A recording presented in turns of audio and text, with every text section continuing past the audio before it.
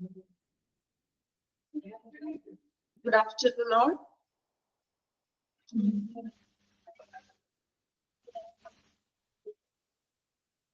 Okay, good afternoon. Good afternoon. Good afternoon.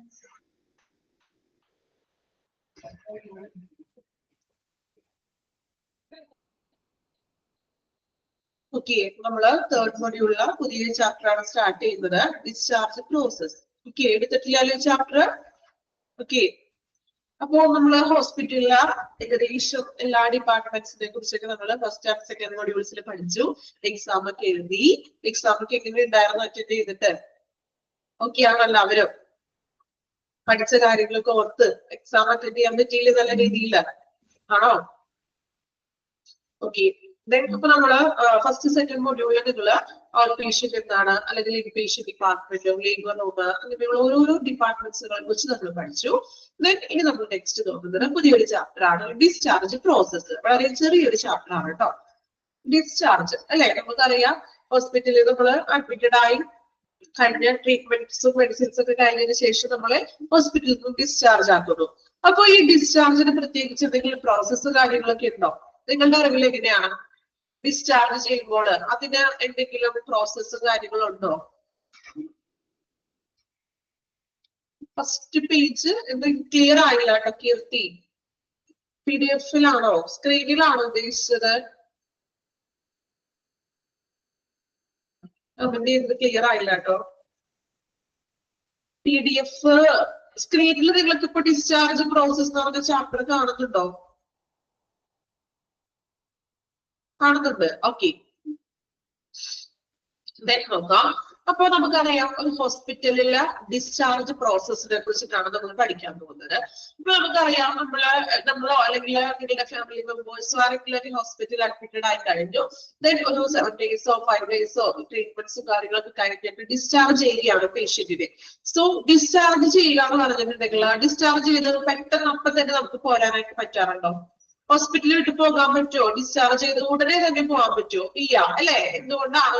കുറെ സമയം എടുക്കും അല്ലെ, ബില്ല് ശരിയാവാൻ സമയം എടുക്കും, ഡോക്ടറെ പോയി കാണേണ്ടതായിട്ട് വരും, അല്ലെങ്കിൽ പേയ്മെന്റ് ഒക്കെ സെറ്റ് ചെയ്യാൻ എന്തെങ്കിലും അതൊക്കെ സെറ്റ് ചെയ്യാനുണ്ടാകും. ചിലപ്പോൾ രാവിലെ ഡോക്ടറെ ഡിസ്ചാർജ് ചെയ്യാൻ പറഞ്ഞുവെങ്കിൽ നമ്മള് ബില്ലും കാര്യങ്ങളും എല്ലാം സെറ്റ് ചെയ്ത് നമ്മൾ വീട്ടിലേക്ക് എത്തുമ്പോൾ ചിലപ്പോൾ ഉച്ചയാകും. ഈ നോർമലി എല്ലാ ഹോസ്പിറ്റലുകളിലും ഡിസ്ചാർജ് പ്രോസസ് അങ്ങനെയാണോ? നിങ്ങളുടെ അറിവിൽ നിങ്ങളുടെ എക്സ്പീരിയൻസ് വെച്ചിട്ട് പെട്ടെന്ന് തന്നെ ഡിസ്ചാർജ് ആകാറുണ്ടോ? ഡോക്ടർ ഡിസ്ചാർജ് ആകാനായിട്ട് പറഞ്ഞു എങ്കിലും അതിന്റെ പേപ്പേഴ്സ് കാര്യങ്ങളും ബില്ലും കാര്യങ്ങളൊക്കെ റെഡിയാക്കി സെറ്റ് ചെയ്ത് വരുമ്പോഴേക്കും ഒരു സമയമാകും അല്ലെ. സോ അതുകൊണ്ടാണ് ഡിസ്ചാർജിന് ഒത്തിരി പ്രോസസ് ആൻഡ് പ്രൊസീജിയേഴ്സ് ഉണ്ട്. അപ്പൊ നമ്മള് ഇനി നോക്കാൻ പോകുന്നത് ഡിസ്ചാർജിനെ കുറിച്ചും ഡിസ്ചാർജ് പ്രോസസ്സിനെ കുറിച്ചിട്ടാണ്. ഓക്കെ, ഇൻട്രൊഡക്ഷൻ നോക്കാം. A discharge from a hospital is the formal release of patient from a hospital after a procedure of course of treatment. Underline ചെയ്യാട്ടോ. എന്താണ് ഡിസ്ചാർജ് എന്നാണ് പറയുന്നത്. Discharge from a hospital is the formal release of patient from hospital after a procedure of course of treatment. Discharge എന്ന് പറയുന്നത് പേഷ്യന്റിനെ ഹോസ്പിറ്റലിൽ നിന്ന് release ചെയ്യുന്നതിനെയാണ്. After procedure of course of treatment, ആ പേഷ്യൻസിന്റെ കോഴ്സ് ഓഫ് ട്രീറ്റ്മെന്റ്, അവന്റെ ചികിത്സയുടെ ആ ഒരു കോഴ്സ് കംപ്ലീറ്റ് ചെയ്ത് ട്രീറ്റ്മെന്റ്സ് ഒക്കെ കംപ്ലീറ്റ് ചെയ്തതിനു ശേഷം പേഷ്യന്റിനെ നമ്മൾ ഹോസ്പിറ്റലിൽ നിന്നും വിടുന്നതിന് റിലീസ് ചെയ്യുന്നതിനാണ് എന്ത് വിളിക്കുക? ഡിസ്ചാർജ് എന്ന് പറയുന്നത്. Okay, a discharge happens whenever a patient leaves hospital on completion of treatment. എപ്പോഴൊക്കെയാണ് നമ്മൾ ഒരു പേഷ്യന്റിനെ ഡിസ്ചാർജ് ചെയ്യുന്നത് എന്നാണ് അടുത്തതിൽ പറയുന്നത്. A discharge happens whenever a patient leaves hospital on completion of treatment. Treatments ഒക്കെ കംപ്ലീറ്റ് ചെയ്യുമ്പോൾ പേഷ്യന്റിനെ ഡിസ്ചാർജ് ചെയ്യുന്നു. Then signing out against medical advice. Medical അഡ്വൈസിന് വിപരീതമായിട്ട് ലാമ ഓർക്കുന്നുണ്ടോ? നമ്മള് അഗെയിൻസ്റ്റ് മെഡിക്കൽ അഡ്വൈസ്, ഡോക്ടറുടെ ഉപദേശത്തിന് എതിരായിട്ട് സ്വന്തം ഇഷ്ടപ്രകാരം ഡിസ്ചാർജ് ആയി പോകുന്നത്. Transferring to another health care institution, അല്ലെങ്കിൽ ഒരു ഹോസ്പിറ്റലിൽ ചിലപ്പോ അതിനുള്ള ഫെസിലിറ്റീസ് ഒന്നും ഇല്ല എങ്കിൽ നമ്മള് മറ്റൊരു ഹോസ്പിറ്റലിലേക്ക് ഡിസ്ചാർജ് വാങ്ങിച്ച് പേഷ്യന്റിനെ ട്രാൻസ്ഫർ ചെയ്ത് കൊണ്ടുപോകുന്നു. ഓർ നോട്ട്, ചിലപ്പോ പേഷ്യന്റ് ചികിത്സയിലിരിക്കും മരണപ്പെടുന്നു, അപ്പോഴും പേഷ്യന്റിനെ നമ്മൾ ഡിസ്ചാർജ് ചെയ്യുന്നു. ഓക്കെ, അപ്പൊ ഒരു ഡിസ്ചാർജ് സംഭവിക്കുന്നത് ഈ ഒരു രീതിയിലൂടെയാണ്. അതില്ലെങ്കിൽ ട്രീറ്റ്മെന്റ് കംപ്ലീറ്റ് ചെയ്തതിനു ശേഷം ഡിസ്ചാർജ് ചെയ്യുന്നു, അല്ലെങ്കിൽ മെഡിക്കൽ അഡ്വൈസിന് വിപരീതമായിട്ട് ഡിസ്ചാർജ് വാങ്ങിച്ചു പോകുന്നു. അനദർ ഫെസിലിറ്റിയിലോട്ട് പേഷ്യന്റിനെ ട്രാൻസ്ഫർ ചെയ്യുന്നു ഓർ മരണം സംഭവിക്കുമ്പോൾ. ഓക്കെ, ക്ലിയർ ആണോ ഇൻട്രൊഡക്ഷൻ? എന്താണ് ഡിസ്ചാർജ്? പേഷ്യൻസിന്റെ ട്രീറ്റ്മെന്റിന് ശേഷം ഹോസ്പിറ്റലിൽ നിന്നും റിലീസ് ചെയ്യുന്നതാണ്. ഈ തരത്തിലാണ് പേഷ്യൻസിനെ നമ്മൾ ഡിസ്ചാർജ് ചെയ്യുന്നത്. ഓക്കെ, ഇൻട്രൊഡക്ഷൻ ഭാഗം ഒന്ന് പെട്ടെന്ന് വായിച്ചു നോക്കാം കേട്ടോ, മനസ്സിലാക്കി വായിക്കാം. ഇൻട്രൊഡക്ഷനിലെ ഫസ്റ്റ് ലൈൻ അണ്ടർലൈൻ ചെയ്യാം.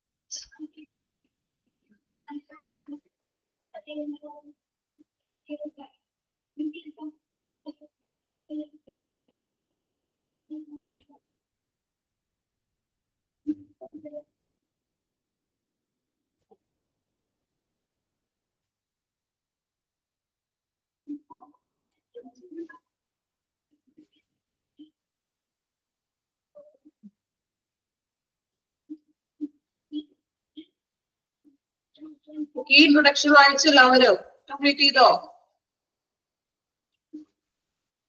ഓക്കെ, ക്ലിയർ ആണോ? എന്താണ് ട്രാൻസ്ഫർ, എങ്ങനെയെല്ലാമാണ് ഒരു പേഷ്യന്റിനെ ഹോസ്പിറ്റലിൽ നിന്നും ട്രാൻസ്ഫർ ചെയ്യുന്നത്? രണ്ടും ക്ലിയർ ആണല്ലോ? ഓക്കെ, നെക്സ്റ്റ് നോക്കാം. Type of hospital discharge procedures. പലതരത്തിലുള്ള ഡിസ്ചാർജ് പ്രൊസീജിയേഴ്സിനെ കുറിച്ചിട്ടാണ് ഇനി പറയാൻ പോകുന്നത്. Routine discharge, airway discharge, transfer to another facility care, discharge to hospice palliative care. 4 തരത്തിലുള്ള ഡിസ്ചാർജുകളെ കുറിച്ചിട്ടാണ് നമ്മൾ ഇനി പഠിക്കാൻ പോകുന്നത്.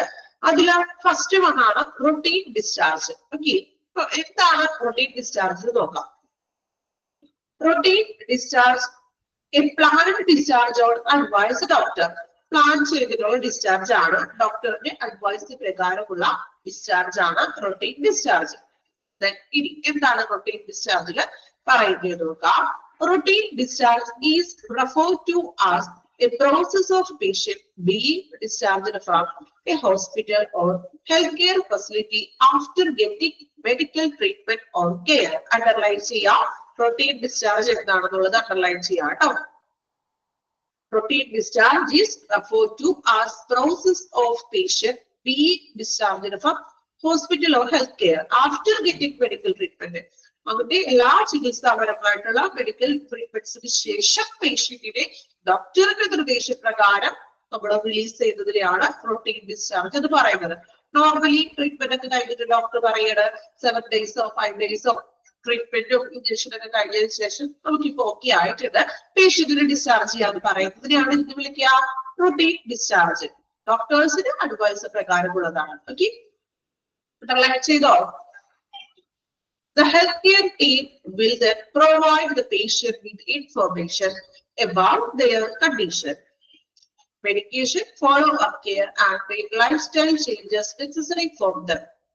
Healthcare team എന്ത് ചെയ്യുന്നു? പേഷ്യൻസിന് വേണ്ടുന്ന ഇൻഫോർമേഷൻസ്, അവരുടെ രോഗത്തെ കുറിച്ചുള്ള ഇൻഫോർമേഷൻസുകൾ കൊടുക്കുന്നു, മരുന്നുകളൊക്കെ കൊടുക്കുന്നു, ഡിസ്ചാർജ് ചെയ്യുന്ന ടൈമിൽ ഫോളോ അപ്പ് കെയറുകളും, അതുപോലെ തന്നെ ഇനിയിപ്പോ എന്തെങ്കിലും ഡയറ്റോ കാര്യങ്ങളൊക്കെ ഉണ്ടെങ്കിൽ അതും പേഷ്യൻസിന് പറഞ്ഞു കൊടുക്കുന്നു ഈ റൊട്ടീൻ ഡിസ്ചാർജിൽ. ഓക്കെ, ഒന്ന് വായിച്ചു നോക്കാം കേട്ടോ. എന്താണ് റൊട്ടീൻ ഡിസ്ചാർജ്? വായിച്ചു നോക്കാം, അണ്ടർലൈൻ ചെയ്യുന്ന ഭാഗം പ്രത്യേകം വായിക്കുക കേട്ടോ.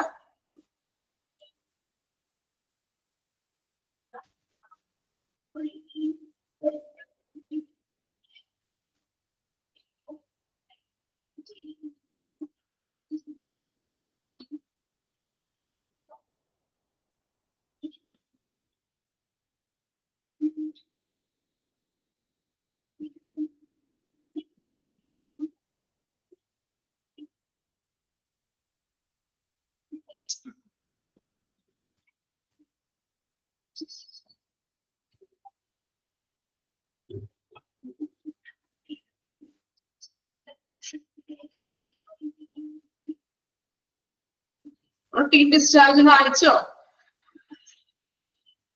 ഓക്കെ, ക്ലിയർ ആണോ?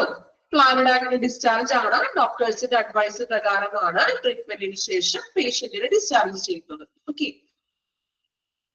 രണ്ടാമതായിട്ട് പറയുന്നത് AMA ഡിസ്ചാർജ്. AMA എന്താണ്? Against medical advice. അണ്ടർലൈൻ ചെയ്യാം, AMA ഫുൾ ഫോം ചോദിക്കും. Against medical advice. അഗേൻസ്റ്റ് എന്ന് പറയുമ്പോൾ അറിയാലോ, ഡോക്ടേഴ്സിന്റെ അഡ്വൈസിന് വിപരീതമായിട്ട് സ്വന്തം ഇഷ്ടപ്രകാരം പോകുന്ന ഡിസ്ചാർജസ് നോക്കാം. AMA discharge indicates against medical advised discharge, which occurs when a patient takes decision to leave a hospital or healthcare facility before their treatment is completed.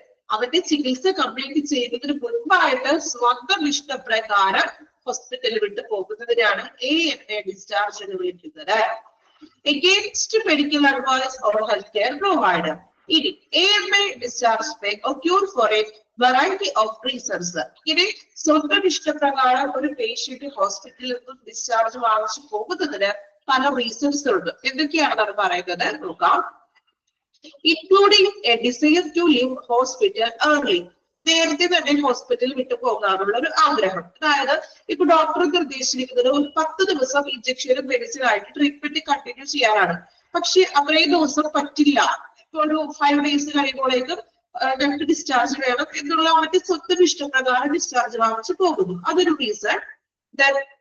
ഡിസ്അഗ്രിമെന്റ് with the recommended treatment plan. ഇതിൽ doctor പറയുന്ന ചികിത്സാ പ്ലാനോട് ഒരു ഇഷ്ടമില്ലായ്മ അല്ലെങ്കിൽ അത് പിന്തുടരാനായിട്ടുള്ള ഒരു ഇഷ്ടക്കുറവ്.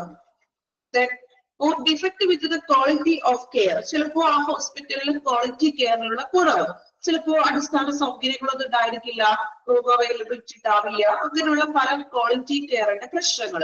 ഇക്കാരണത്താലൊക്കെയാണ് AMA ഡിസ്ചാർജ് വാങ്ങിച്ച് പേഷ്യൻസ് പോകുന്നത്. ഓക്കെ, റീസൺസ് ആണ് പറയുന്നത്. അപ്പോ AMA എന്ന് പറഞ്ഞാൽ അഗേൻസ്റ്റ് മെഡിക്കൽ അഡ്വൈസ് ആണ്. ബിഫോർ ദെയർ ട്രീറ്റ്മെന്റ് കംപ്ലീറ്റ് ആവുന്നതിന് മുൻപായിട്ട് പേഷ്യന്റ് ഡിസ്ചാർജ് വാങ്ങിച്ച് പോകുന്നതിനെയാണ് AMA ഡിസ്ചാർജ് എന്ന് വിളിക്കുന്നത്. ക്ലിയർ ആയോ AMA ഡിസ്ചാർജ് എന്താണെന്ന്? ഓക്കെ ആണോ? വായിച്ചു നോക്കാം കേട്ടോ. AMA ഡിസ്ചാർജ് എന്താണെന്നത് വായിക്കുക. നമ്മളിത് വളരെ സിമ്പിൾ ആയിട്ടുള്ള ചാപ്റ്റർ ആണ്. മാക്സിമം നമ്മൾ വായിക്കുമ്പോൾ തന്നെ അത് പഠിച്ചുകൊണ്ട് പോകാൻ ശ്രമിക്കാം.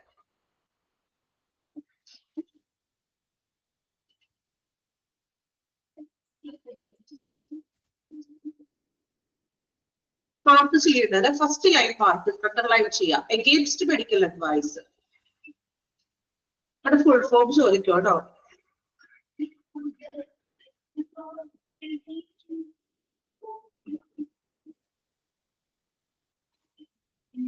പിന്നെ അതിന്റെ സെക്കൻഡ് ലൈനിൽ കൂടി അണ്ടർലൈൻ ചെയ്യാം കേട്ടോ. When a patient takes decision to leave a hospital or healthcare facility before their treatment is completed. അവിടെ വരെ അണ്ടർലൈൻ ചെയ്യാം. ചിലപ്പോൾ ക്വസ്റ്റ്യൻ അങ്ങനെ ചോദിക്കാം, ഏത് ടൈപ്പ് ഡിസ്ചാർജ് ആണെന്ന്. Identify which type of discharge.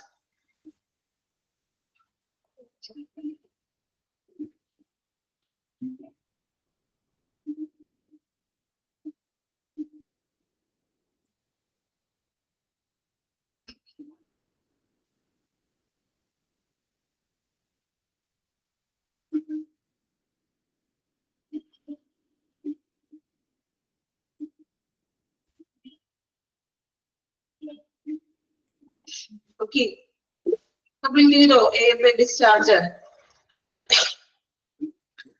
Clear ആണോ? ഓക്കെ, നെക്സ്റ്റ് കൊടുത്തിരിക്കുന്നത് AMA ഫോം കണ്ടെയ്ൻസ്. അപ്പോ ഇങ്ങനെ AMA ഡിസ്ചാർജ് വാങ്ങിച്ചു പോകുന്ന പേഷ്യൻസിന് ഒരു AMA ഫോം തരുന്നു ഹോസ്പിറ്റലിൽ നിന്നും. സോ ആ ഫോമിൽ നമ്മൾ ഫില്ല് ചെയ്തിട്ട് കൊടുക്കണം. എന്നിട്ടാണ് AMA ഡിസ്ചാർജ് അനുവദിക്കുന്നത്. സ്വന്തം ഇഷ്ടപ്രകാരം പോകുന്ന പേഷ്യൻസിന് നമ്മൾ ഈ AMA ഡിസ്ചാർജിന് ഒരു ഫോം കൊടുക്കും. ആ ഫോം പേഷ്യൻസ് ഫില്ല് ചെയ്ത് സൈൻ ചെയ്ത് കൊടുക്കണം. അപ്പൊ ഒരു ഫോമിന്റെ മോഡലാണ് തന്നിരിക്കുന്നത്. നോക്കാം കേട്ടോ AMA ഫോം കണ്ടെയ്ൻ ചെയ്തിരിക്കുന്ന കാര്യങ്ങള്. I am leaving the hospital ward against medical advice. Doctor explained to me about my disease condition and ill effects of discharge medical advice. Doctors, hospital and staff will not be responsible for any ill effects that may happen after my departure. എന്റെ ഫോമിൽ പറയുന്നത് ഒരു കാര്യം, ഒരു ചെറിയൊരു കാര്യം മാത്രമേ പറയുന്നുള്ളൂ. I am leaving in the hospital ward against medical advice. ഞാൻ എന്റെ ഇഷ്ടപ്രകാരം മെഡിക്കൽ അഡ്വൈസിന് വിപരീതമായിട്ട് ഹോസ്പിറ്റലിൽ ലിവ് ചെയ്യുന്നു.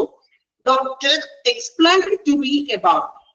ഡോക്ടർ എന്നോട് എക്സ്പ്ലനേഷൻ തന്നു എന്റെ അസുഖത്തെ കുറിച്ചും എന്റെ ഇപ്പോഴത്തെ കണ്ടീഷനെ കുറിച്ചും ഡിസ്ചാർജ് ആയി പോയിട്ടുണ്ടെങ്കിൽ വരുന്ന ആഫ്റ്റർ ഇഫക്റ്റുകളെ കുറിച്ചും ഡോക്ടർ എക്സ്പ്ലനേഷൻ ചെയ്തു. പക്ഷെ ഞാൻ എന്റെ സ്വന്തം ഇഷ്ടപ്രകാരം ലിവ് ചെയ്ത് പോകുന്നു.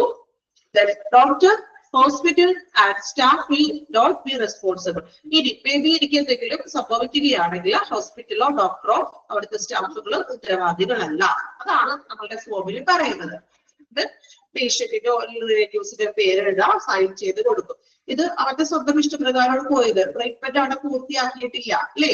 അപ്പോ അതിന് ഹോസ്പിറ്റലിന് ഒരു കാര്യം ചെയ്യാൻ പറ്റില്ല, കാരണം സ്വന്തം ഇഷ്ടപ്രകാരം പോയതാണ്. സോ ഇതിനുള്ളൊരു AFA ഫോം കൂടി കൊടുത്തിട്ട് അത് സൈൻ ചെയ്തിട്ടാണ് പേഷ്യന്റിനെ നമ്മൾ റിലീസ് ചെയ്യുന്നത്. ഓക്കെ, ക്ലിയർ ആയോ? ഇതൊരു പുതിയൊരു അറിവാണോ എല്ലാവർക്കും? കേട്ടിട്ടുണ്ടോ നിങ്ങൾക്ക് AFA ഫോമിനെ കുറിച്ച്? കേട്ടിട്ടുണ്ടോ? ആദ്യമായിട്ട് കേൾക്കുകയാണ് എല്ലാവരും? ഓക്കെ, ജസ്റ്റ് ഒന്ന് വായിച്ചു നോക്കി. AFA ഫോം ഒന്ന് വായിച്ചു നോക്കാം കേട്ടോ. AFA ഫോം ഒന്ന് വായിക്കാം. ചെറിയൊരു കാര്യം മാത്രമേ പറയുന്നുള്ളൂ.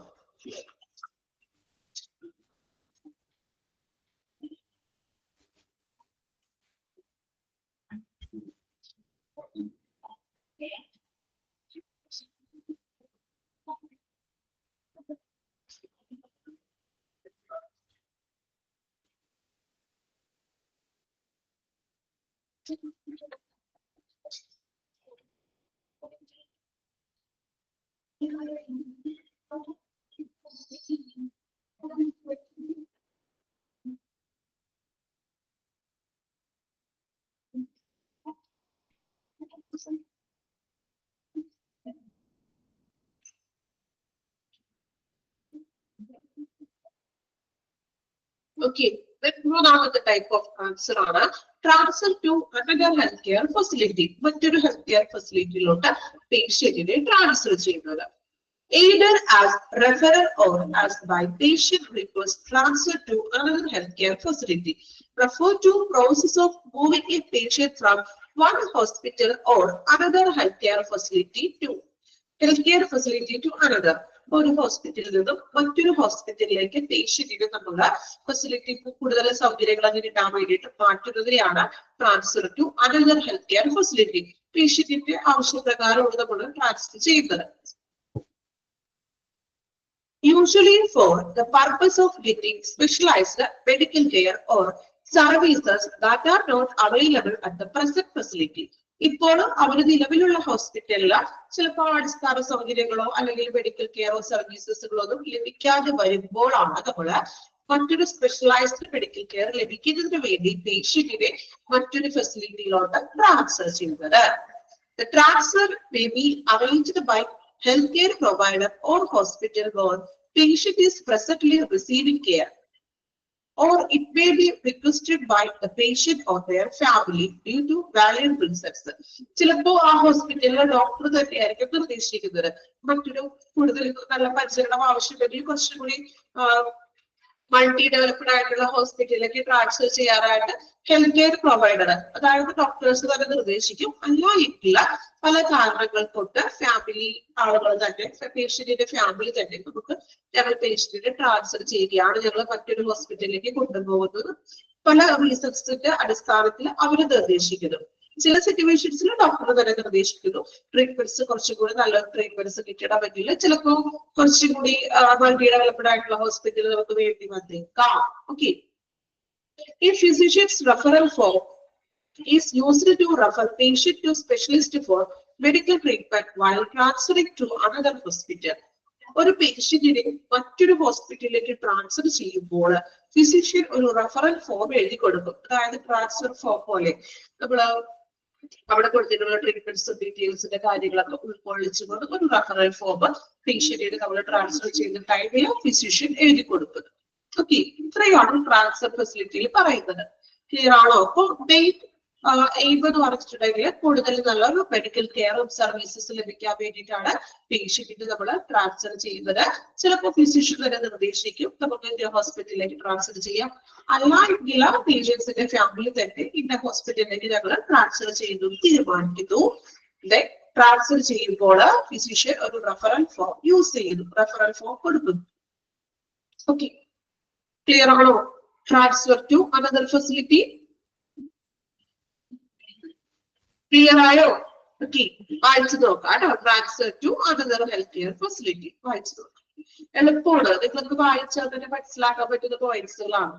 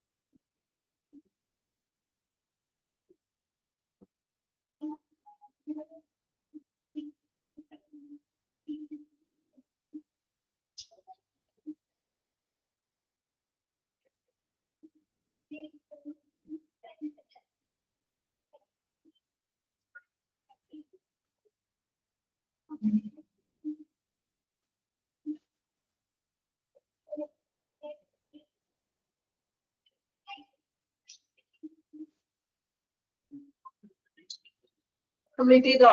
വായിച്ചോ? Transfer to another health care facility clear ആണോ എല്ലാവർക്കും? ഓക്കെ ആണോ? വായിച്ചിട്ട്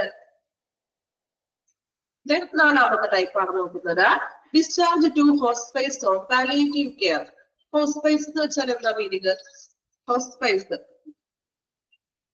അഭയാലയം അങ്ങനെയൊക്കെ പറയില്ലേ നമ്മള്, പാലിയേറ്റീവ് കെയർ അല്ലെങ്കിൽ അഭയ കേന്ദ്രങ്ങള്. ഓക്കെ, നോക്കാം. Discharge to hospice or palliative care means the process of transferring a patient from hospital or healthcare facility to a specialized program or facility that provide end-of-life care for patients with serious or terminal illness. അതായത് നമ്മള് ഇപ്പോ ഏതെങ്കിലും terminal ആയിട്ടുള്ളതോ ഗുരുതരമായതോ അല്ലെങ്കിൽ എന്താണ് ഒരു ജീവിതാവസാനം വരെ പേഷ്യൻസിന് നമ്മള് ഇത്തിരി ഗുരുതരമായിട്ടുള്ള പേഷ്യൻസുകൾക്കൊക്കെ വേണ്ടി അവരെ നമ്മൾ ട്രാൻസ്ഫർ ചെയ്യാണ്.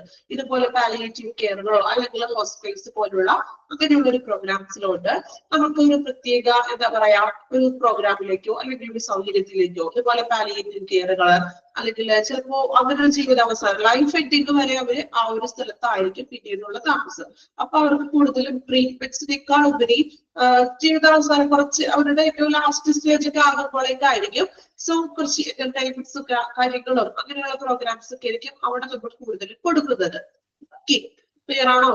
പാലിയേറ്റീവ് കെയറുകളൊക്കെ ഉണ്ടല്ലോ, അതായത് പേഷ്യന്റ് ഏറ്റവും ചിലപ്പോ പ്രായമൊക്കെ ആയി ലാസ്റ്റ് സ്റ്റേജ് ഒക്കെ ആകുമ്പോഴോ സീരിയസ് ആയിട്ടുള്ള കണ്ടീഷൻ ഒക്കെ വരുമ്പോഴാണ് നമ്മൾ ഇങ്ങനെയുള്ള ലൈഫ് എത്തിക്ക് വരെ അവർക്ക് പരിചരണം കൊടുക്കുന്ന തരത്തിലുള്ള സ്പെഷ്യലൈസ്ഡ് പ്രോഗ്രാം പ്രൊവൈഡ് ചെയ്യുന്നത്. അതായത് പാലിയേറ്റീവ് കെയറോ അല്ലെങ്കിൽ ഈ അഭയ കേന്ദ്രങ്ങളിലോട്ടോ മാറ്റുന്നത്. അപ്പൊ അവരുടെ ജീവിതാവസാനം വരെ അവർക്ക് ട്രീറ്റ്മെന്റ്സും കുറച്ച് എന്റർടൈൻമെന്റ്സും കാര്യങ്ങളൊക്കെ ആയിട്ട് അവരുടെ ലൈഫ് എത്തിക്ക് വരെ അവരവിടെ ആയിരിക്കും സ്പെൻഡ് ചെയ്യുന്നത്.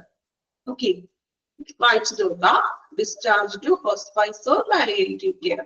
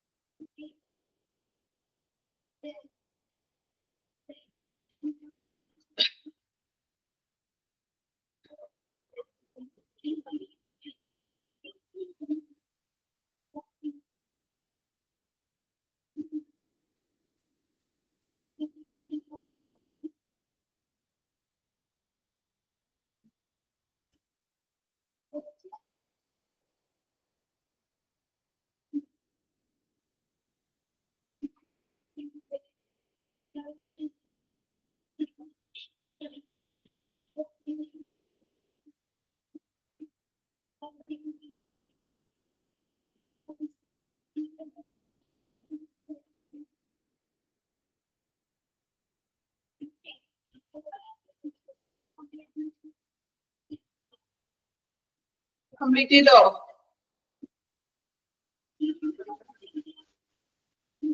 അപ്പൊ നമ്മള് 4 ടൈപ്സ് ആണ് നോക്കിയത്. ഡിസ്ചാർജിന്റെ 4 ടൈപ്സുകളാണ് നമ്മൾ നോക്കിയത്. ഏതൊക്കെയായിരുന്നു?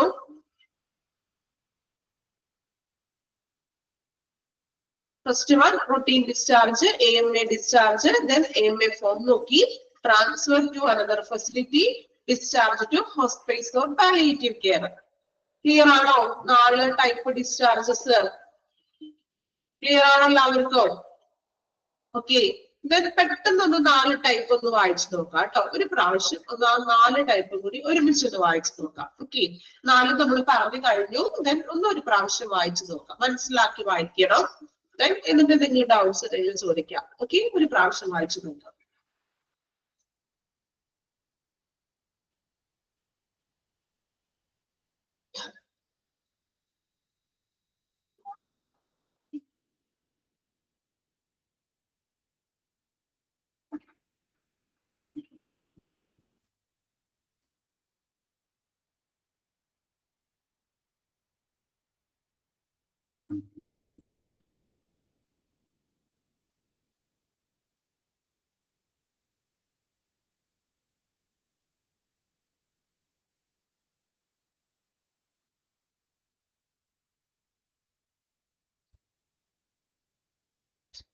ഇമ്പോർട്ടന്റ് ആണ് കേട്ടോ, ഫുൾ ഫോം ചോദിക്കാറുണ്ട് എക്സാമിന്.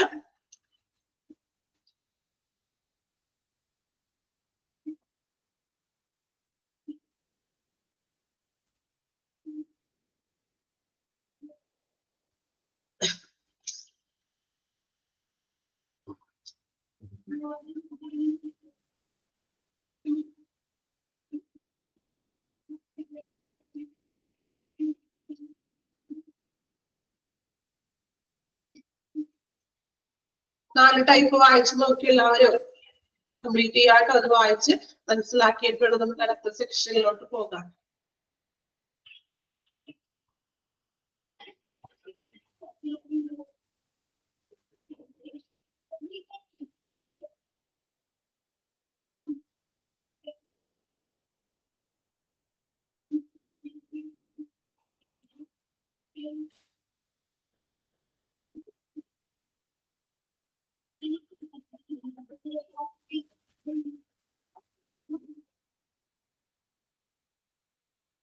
കീ കംപ്ലീറ്റ് ചെയ്തില്ലേ? അപ്പോ 4 ടൈപ്പ് ഡിസ്ചാർജസ് ആണ് നമ്മൾ പഠിച്ചു. ഇനി നെക്സ്റ്റ് നോക്കാം. Things you can implement right away to remove the obstacles in your discharge process and improve revenues. എന്താ obstacles എന്ന് വെച്ചാൽ തടസ്സങ്ങൾ അല്ലേ? അതായത് ഡിസ്ചാർജിനുള്ള തടസ്സങ്ങൾ നീക്കാനും then റവന്യൂ വർദ്ധിപ്പിക്കാനും നമുക്ക് എന്തെല്ലാം മാർഗങ്ങൾ സ്വീകരിക്കാം. The administration must ensure, അപ്പൊ അതിനു വേണ്ടി അഡ്മിനിസ്ട്രേഷൻ ഉറപ്പു നൽകേണ്ട കാര്യങ്ങൾ എന്തൊക്കെയാണ്? എഫിഷ്യന്റ് ബില്ലിംഗ് സിസ്റ്റം അല്ലെ, നല്ല കാര്യക്ഷമമായിട്ടുള്ള ഒരു ബില്ലിംഗ് സിസ്റ്റം ഉണ്ടായിരിക്കുക. Electronic charts and medical records, ഇലക്ട്രോണിക്കലായിട്ടുള്ള ചാർട്ട് സംവിധാനങ്ങളും മെഡിക്കൽ റെക്കോർഡ്സുകളൊക്കെ കൊണ്ടുവരുന്നതാണ്. അപ്പൊ നമുക്ക് കൂടുതൽ ടൈം നമുക്ക് എന്താണ് സമയം ലാഭിക്കാനായിട്ടൊക്കെ സാധിക്കും. ഡിസ്ചാർജ് പ്ലാനിങ് ഡ്യൂറിംഗ് അഡ്മിഷൻ, അഡ്മിഷന്റെ ടൈമിൽ തന്നെയൊക്കെ ഡിസ്ചാർജിന്റെ കാര്യങ്ങളും അല്ലെങ്കിൽ അതിന്റെ പ്ലാനിങ്ങും ബില്ലും കാര്യങ്ങളൊക്കെ സെറ്റ് ചെയ്യാനുള്ളതൊക്കെ നേരത്തെ നോക്കി വെക്കുക. ഇംപ്രൂവ് കെയർ കോർഡിനേഷൻ, എല്ലാ കാര്യങ്ങളിലും ഒരു ഏകോപനം ഉണ്ടായിരിക്കണം. പരിചരണം നമ്മൾ കൊടുക്കുമ്പോഴും ഒരു സ്റ്റാഫുകൾക്കിടയിലാണെങ്കിലും ഒരു കോർഡിനേഷൻ ഉണ്ടായിരിക്കണം. ബെറ്റർ ബെഡ് മാനേജ്മെന്റ് അല്ലെ, അതായത് ബെഡ് മാനേജ്മെന്റ് സിസ്റ്റം ഒക്കെ നല്ലതായിരിക്കണം. ഇപ്പൊ പേഷ്യന്റിനെ അഡ്മിറ്റ് ചെയ്യുന്നു എന്ന് പറയുമ്പോൾ തന്നെ അവിടെ ബെഡ് അവൈലബിൾ ആണോ, അല്ലെങ്കിൽ റൂംസ് അവൈലബിൾ ഉണ്ടോ, ഏത് വാർഡിലേക്കാണ്, ഇതൊക്കെ കൃത്യമായിട്ടും അതിന്റെ കാര്യങ്ങളൊക്കെ ചെയ്യുക. Then ensure discharge medication reaches the ward as soon as possible. ASAP മനസ്സിലായല്ലോ, as soon as possible. അതായത് ഡിസ്ചാർജ് ചെയ്തതിനു ശേഷം പേഷ്യൻസിന് കൊടുക്കുന്ന മെഡിസിൻസുകളൊക്കെ ഇത്രയും പെട്ടെന്ന് വാർഡിലേക്ക് എത്തിക്കുക. ഓക്കെ, ഇത്രയും കാര്യങ്ങൾ നമ്മൾ സെറ്റ് ആക്കിയിട്ടുണ്ടെങ്കിൽ നമുക്ക് ഡിസ്ചാർജിനായിട്ടുള്ള തടസ്സങ്ങളൊക്കെ നീക്കാൻ സാധിക്കും. പോയിന്റ് ഇമ്പോർട്ടന്റ് ആണ്, ഒന്ന് സ്റ്റാർ മാർക്ക് ചെയ്തിട്ടുണ്ട് കേട്ടോ. പോയിന്റ്സുകൾ പഠിക്കണം. ബൈ ഹാർട്ട് ചെയ്യാൻ പറ്റുന്നവരാണെങ്കിൽ ബൈ ഹാർട്ട് ചെയ്യാൻ, അല്ലെങ്കിൽ മനസ്സിലാക്കി പഠിക്കാം. ഓക്കെ, പെട്ടെന്ന് വായിച്ചു നോക്കുക കേട്ടോ. ഒരു 5 പ്രാവശ്യം പോയിന്റ് ഒന്ന് വായിച്ചു നോക്കണേ. 5 പ്രാവശ്യം വായിക്കാൻ പറയുന്നത് ഇമ്പോർട്ടന്റ് ആയതുകൊണ്ടാണ്. 5 പ്രാവശ്യം വായിക്കുമ്പോൾ ആ 6 പോയിന്റില് മിനിമം 4 പോയിന്റുകൾ നിങ്ങൾ പഠിച്ചിരിക്കും. ഓക്കെ, വായിച്ചു നോക്കുക. As soon as possible. എത്രയും പെട്ടെന്ന് നമ്മൾ പറയാറുണ്ട് നോർമലി സംസാരിക്കുമ്പോൾ as soon as possible.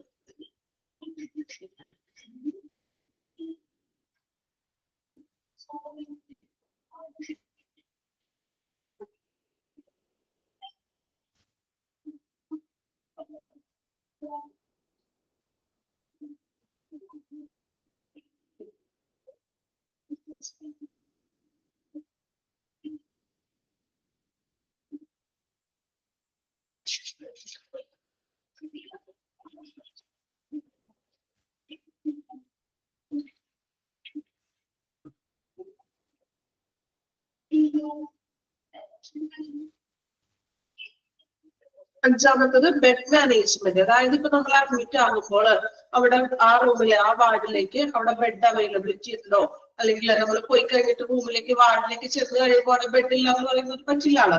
So അതിക്ക് മുമ്പ് നേരത്തെ തന്നെ അതൊക്കെ ഒന്ന് സെറ്റ് ആക്കണം. പേഷ്യന്റിനെ അഡ്മിറ്റ് ചെയ്യുകയാണെന്ന് പറയുമ്പോൾ അല്ലെങ്കിൽ എന്താണ് നമുക്ക് ബെഡ് മാനേജ്മെന്റിന്റെ കാര്യങ്ങളൊക്കെ ചെയ്യണം.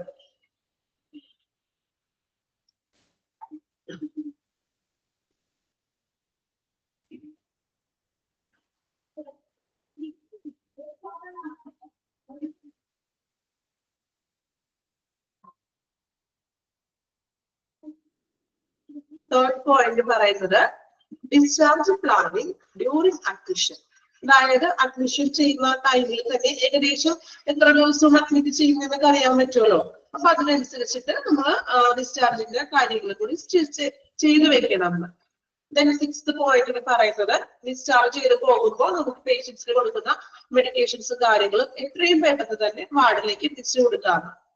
പിന്നെ നമുക്കിപ്പോ 1 മാസത്തേക്കോ അല്ലെങ്കിൽ മെഡിസിൻസ് കാര്യങ്ങളൊക്കെ തരുമല്ലോ. അപ്പൊ ഓൾറെഡി നേരത്തെ തന്നെ അത് as soon as possible എത്രയും പെട്ടെന്ന് തന്നെ എത്തിച്ചു കൊടുക്കാം മെഡിസിൻസ് കാര്യങ്ങൾ.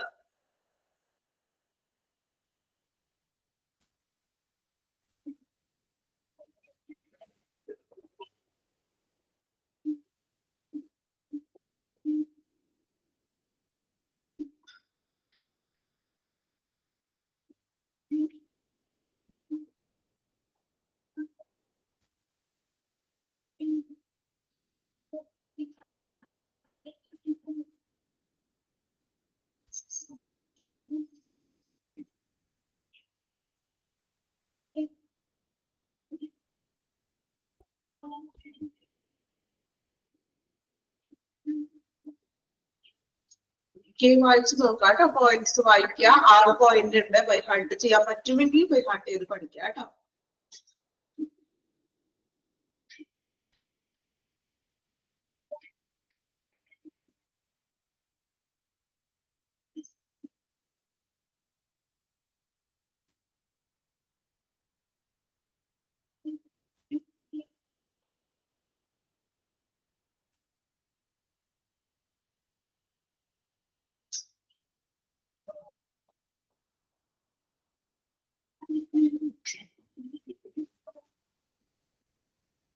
Okay, complete the points. Tips you can implement right away to remove obstacles. Hospital administration or the next one look policy and procedures on discharge. Ini discharge ചെയ്യുമ്പോഴുള്ള policies and procedures ആണ് പറയുന്നത്. Purpose, ഉദ്ദേശം.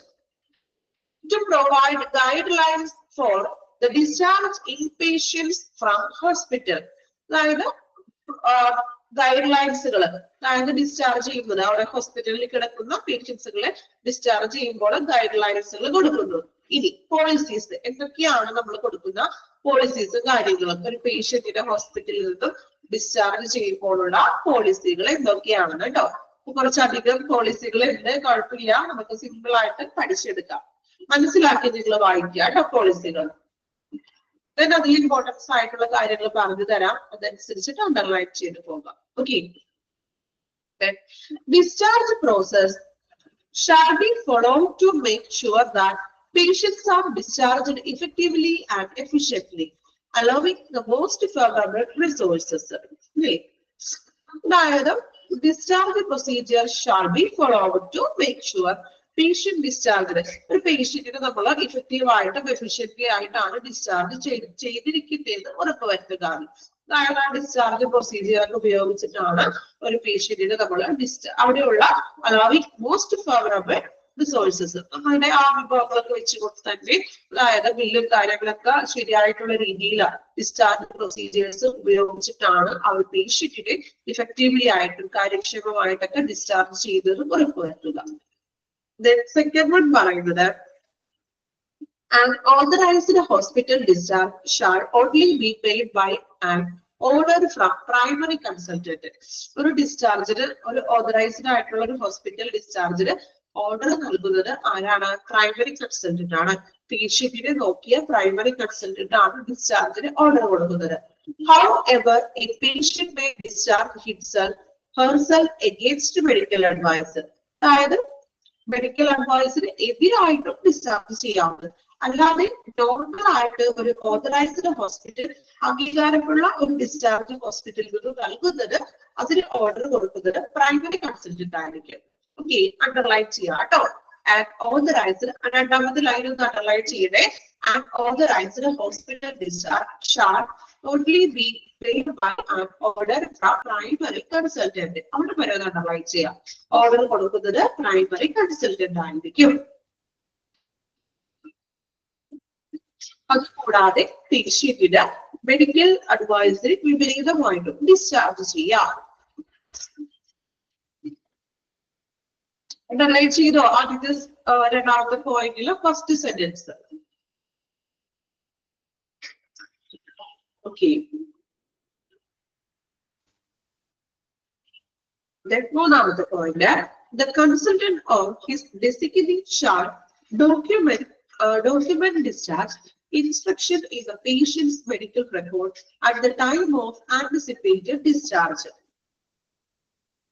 അതായത് നമ്മള് ആ ഒരു കൺസൾട്ടന്റെയോ അല്ലെങ്കിൽ the consultant or his designee, അതായത് കൺസൾട്ടന്റ് ചെയ്യുക ഡോക്ടറോ അല്ലെങ്കിൽ ഡെസിഗ്നേറ്റ്, ഡോക്ടറിന്റെ കൂടെ നിൽക്കുന്ന ആ ഒരു വ്യക്തി shall document discharge instructions patient medical record, പേഷ്യൻസിന്റെ മെഡിക്കൽ റെക്കോർഡിൽ ഡിസ്ചാർജിന്റെ ഡോക്യുമെന്റ് രേഖപ്പെടുത്തിയിരിക്കണം. ഡിസ്ചാർജ് ചെയ്യുമ്പോൾ പേഷ്യൻസിന്റെ മെഡിക്കൽ റെക്കോർഡിൽ ഡിസ്ചാർജിന്റെ ഡോക്യുമെന്റ് കൂടി രേഖപ്പെടുത്തിയിരിക്കണം. ഓക്കെ, കൺസൾട്ടന്റ് ആയിരിക്കും രേഖപ്പെടുന്നത്, അല്ലെങ്കിൽ ഡെസിഗ്നേറ്റ്. ഡെസിഗ്നേറ്റ് എന്ന് പറഞ്ഞാൽ ആ ഡോക്ടറുടെ ഉള്ള ഒരു പേഴ്സൺസ്. ഓക്കെ, ഫസ്റ്റത്തെ 3 പോയിന്റ് ഒന്ന് വായിച്ചു നോക്കി. പോളിസീസ്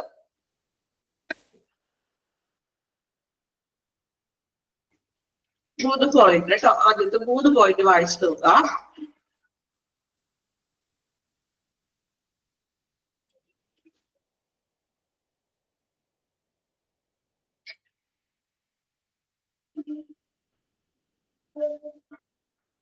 മൂന്നാമത്തെ പോയിന്റ് പറയുന്നത് പേഷ്യൻസിന്റെ മെഡിക്കൽ റെക്കോർഡിൽ ആ കൺസൾട്ടന്റ് ആ ഹിസ് ഡെസിഗ്നേറ്റ് എന്ന് വെച്ചിട്ടുണ്ടെങ്കിൽ ആ കൂടെയുള്ള വ്യക്തി ഡോക്ടറാണോ എഴുതുന്നത് കൂടുതലായിട്ടും. സോ പേഷ്യന്റിന്റെ മെഡിക്കൽ റെക്കോർഡിൽ ആ ഡിസ്ചാർജ് ചെയ്യാനുള്ള കാരണങ്ങളൊക്കെ ഉണ്ടല്ലോ. അതായത് ഇപ്പൊ ഓക്കെ ആയിട്ടുണ്ടാവും, ബെറ്റർ ആയിട്ടുണ്ടാവും, ട്രീറ്റ്മെന്റ് ഒക്കെ കംപ്ലീറ്റ് ഒക്കെ ചെയ്തിട്ടുണ്ടാവുമല്ലോ. സോ ഡിസ്ചാർജ് ചെയ്യാനായിട്ടുള്ള ആ നിർദ്ദേശങ്ങളെല്ലാം ആ ഡിസ്ചാർജ് ചെയ്തു, ഇന്ന കാരണങ്ങൾ കൊണ്ട് പേഷ്യന്റ് ഓക്കെ ആയി ഡിസ്ചാർജ് ചെയ്തു എന്നുള്ള ഒരു medical document, discharge document medical റിപ്പോർട്ടിൽ രേഖപ്പെടുത്തിയിരിക്കണം, പേഷ്യന്റിന്റെ മെഡിക്കൽ റിപ്പോർട്ടിൽ. ഫസ്റ്റ് പോയിന്റ് പറയുന്നത് ഡിസ്ചാർജ് കാര്യക്ഷമമായിട്ട് നടന്നിരിക്കണം. ഡിസ്ചാർജിന്റെ ആ പ്രൊസീജിയേഴ്സ് ഉപയോഗിച്ചുകൊണ്ട് കറക്റ്റ് ആയിട്ടുള്ള രീതിയിലായിരിക്കണം ഡിസ്ചാർജ് നടക്കാൻ.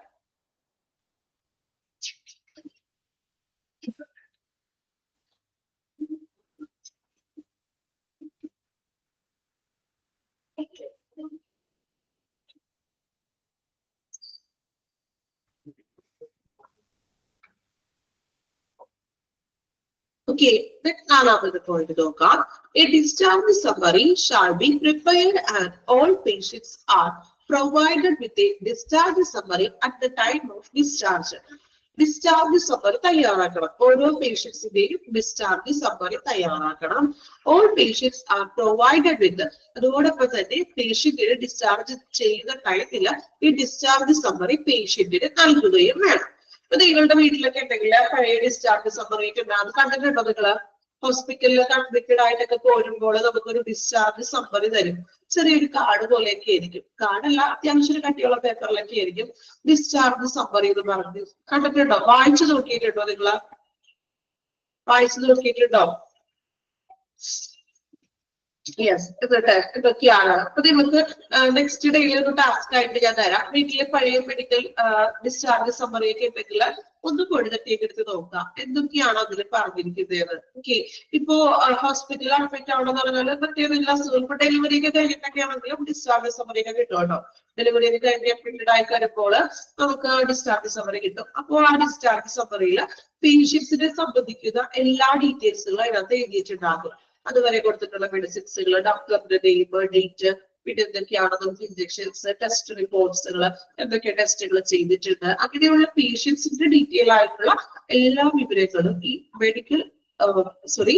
നമ്മൾ ഡിസ്ചാർജ് സമ്മറിയിൽ രേഖപ്പെടുത്തി കാണും. സോ ഒരു പേഷ്യന്റിന് ഡിസ്ചാർജ് ചെയ്യുന്ന ടൈമിൽ ഈ ഡിസ്ചാർജ് സമ്മറിയും പേഷ്യൻസിന് നമ്മൾ നൽകുന്നു. ഓക്കെ, കഴിഞ്ഞ മൊഡ്യൂളിൽ ഉണ്ടായിരുന്നു ഡിസ്ചാർജ് സമ്മറി ഒക്കെ ഉള്ളൂ. Then another point, the ward sister shall be the responsible person to ensure compliance with this policy like billing, duration, to finish a discharge process, etc. Underline ചെയ്യാ. Ward sister ആണ് responsible ആയിട്ടുള്ളത്. എന്തിന്? ബില്ലിങ്ങിന്റെ കാര്യത്തിലോ അല്ലെങ്കിൽ discharge process എടുക്കുന്ന ടൈമും കാര്യങ്ങളുടെ ഒക്കെ ഉത്തരവാദിത്തം വാർഡ് സിസ്റ്ററിനായിരിക്കും. അണ്ടർലൈൻ ചെയ്യാം. Fifth point, the ward sister shall be responsible person. എന്തിന്? To ensure policy like billing, duration, to finish a discharge process, etc.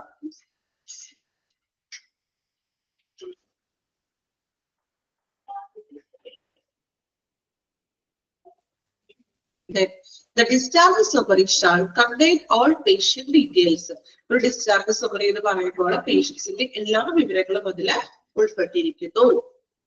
Seventh point, in case of death, discharge summary must include cause of death.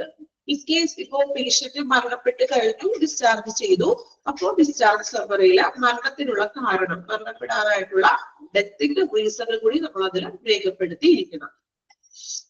Okay, വായിച്ചു നോക്കി. 4ാമത്തെ തുടങ്ങി 7ാമത്തെ point വരെ വായിക്കാം കേട്ടോ. 4th വരെ തുടങ്ങി 7th point വരെ ഒന്ന് വായിച്ചു നോക്കാം.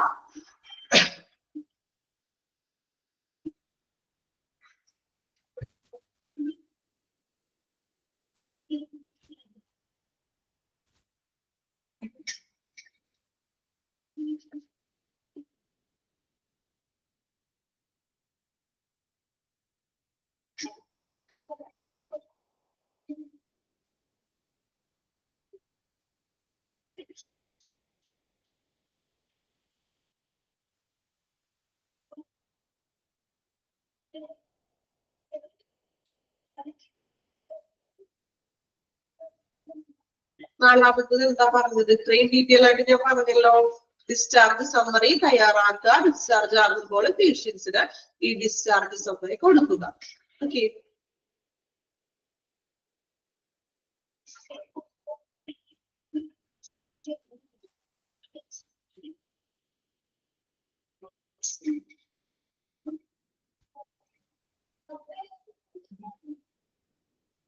എട്ടാമത്തെ പോയിന്റ് നോക്കാം. പോയിന്റ്സ് ഒന്ന് കംപ്ലീറ്റ് ചെയ്യണം. The nurse shall be responsible for completing discharge checklist and explaining discharge summary to the patient family. Understanding shall be recorded in document on discharge checklist by getting signed by patient and family. നേഴ്സിന്റെ duties എന്ന് പറയുന്നത് എന്താണ്? Discharge summary explain ചെയ്ത് കൊടുക്കുക. അതായത് നമ്മളുടെ പേഷ്യന്റിനും അല്ലെങ്കിൽ പേഷ്യന്റിന്റെ ബൈസ്റ്റാൻഡറിന്റെ ഫാമിലിക്കോ ചിലപ്പോൾ അതിനെ കുറിച്ച് വലിയ അറിവൊന്നും ഉണ്ടായിരിക്കില്ല. സോ ആ ഡിസ്ചാർജ് സമ്മറിയിൽ എന്തെല്ലാം കാര്യങ്ങളാണ് മെൻഷൻ ചെയ്തിരിക്കുന്നത് എക്സ്പ്ലനേഷൻ ചെയ്ത് കൊടുക്കുക. അതോടൊപ്പം തന്നെ ഡിസ്ചാർജ് ചെക്ക് ലിസ്റ്റ് എന്ന് വെച്ചാൽ ഇത് തന്നെ കേട്ടോ. കാരണം എന്തൊക്കെയാണ് നമ്മുടെ ട്രീറ്റ്മെന്റ്സ് ഒക്കെ കൊടുത്തത് അത് അവര് ടിക്ക് ചെയ്ത് വെച്ചിട്ടുണ്ടാവുമല്ലോ ചെക്ക് ലിസ്റ്റുകൾ. ദെൻ ഡിസ്ചാർജ് സമ്മറി എക്സ്പ്ലനേഷൻ ചെയ്ത് കൊടുക്കുക. അതോടൊപ്പം തന്നെ ചെക്ക് ലിസ്റ്റില് അല്ലെങ്കിൽ ഡിസ്ചാർജ് സമ്മറിയില് പേഷ്യന്റിന്റെ സൈൻ, പേഷ്യന്റിന്റെ അല്ലെങ്കിൽ പേഷ്യന്റിന്റെ ബൈസ്റ്റാൻഡർ ഫാമിലിയുടെ അല്ലെങ്കിൽ ഒരു സൈനും ചെയ്യിപ്പിക്കുക. ദെൻ 9th പോയിന്റ് പറയുന്നത് patient who requests to discharge against medical advice shall be explained the risk and informed consent policy. ഇനി പേഷ്യൻസ് എഗെയിൻസ്റ്റ് AMA ഡിസ്ചാർജിന് വേണ്ടി റിക്വസ്റ്റ് ചെയ്തിട്ടുണ്ടെങ്കിൽ അതിന്റെ റിസ്കുകളെ കുറിച്ച് പറഞ്ഞു കൊടുക്കുക. ദെൻ ആ ഒരു കൺസെന്റ് ഇങ്ങനെ ഒരു AMA ഫോം ഉണ്ട് എന്നുള്ള ഒരു കാര്യം കൂടി പറഞ്ഞു കൊടുക്കുക. Then 10th point, patient who live against medical advice to be explained the consequences of LAMA and signature to the obtained LAMA form in patient record. ഇതുപോലെ മെഡിക്കൽ അഡ്വൈസിന് വിപരീതമായിട്ട് പേഷ്യന്റ് ലീവ് ചെയ്യുകയാണെങ്കിൽ അതിന്റെ കോൺസിക്വൻസസ്, അതിന്റെ ദോഷഫലങ്ങളെ കുറിച്ചിട്ട് പറഞ്ഞു കൊടുക്കുകയും വേണം.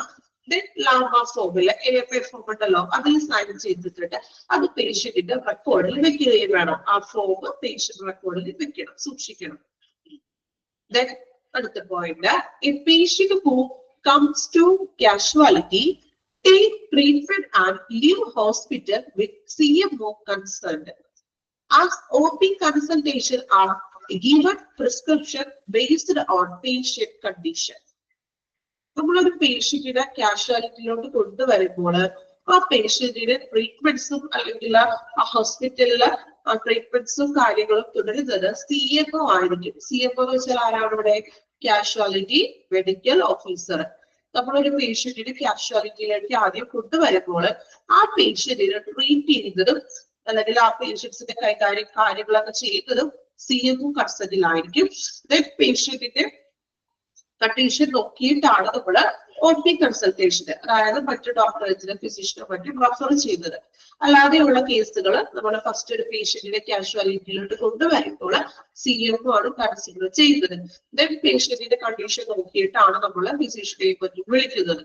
Okay, last one, the hospital administration must make sure that every hospital has an organized discharge planning and that can increase patient satisfaction. എല്ലാ ഹോസ്പിറ്റലുകളിലും ഹോസ്പിറ്റലിലെ ആ ഒരു അഡ്മിനിസ്ട്രേഷൻ ഒരു ഓർഗനൈസ്ഡ് ആയിട്ടുള്ള ഒരു നല്ലൊരു സ്ട്രക്ചറബിൾ ആയിട്ടുള്ള ഒരു ഡിസ്ചാർജ് പ്ലാനിംഗ് ആണ് തയ്യാറാക്കേണ്ടത്. അത് പേഷ്യന്റിന്റെ സംതൃപ്തിയെ ഇൻക്രീസ് ചെയ്യിപ്പിക്കാൻ സാധിക്കുന്നു. ഓക്കെ, എട്ടാമത്തെ പോയിന്റോടെയല്ലേ വായിക്കേണ്ടത്? എട്ടാമത്തെ പോയിന്റോടെ വായിക്കാം കേട്ടോ. ലാംബ ഫുൾ ഫോം അറിയാലോ, ലീവ് അഗെയിൻസ്റ്റ് മെഡിക്കൽ അഡ്വൈസ് കേട്ടോ. CMO കാഷ്വാലിറ്റി മെഡിക്കൽ ഓഫീസർ ആണ് ഇവിടെ CMO വരുന്നത്. വായിച്ചു നോക്കാം കേട്ടോ പോയിന്റ്സ്. പോളിസിയുടെ പോയിന്റ്സുകളാണ് നമ്മൾ പറഞ്ഞത്. LAMA leave against medical advice, leave against AMA അറിയാലോ, against medical advice. LAMA leave against medical advice.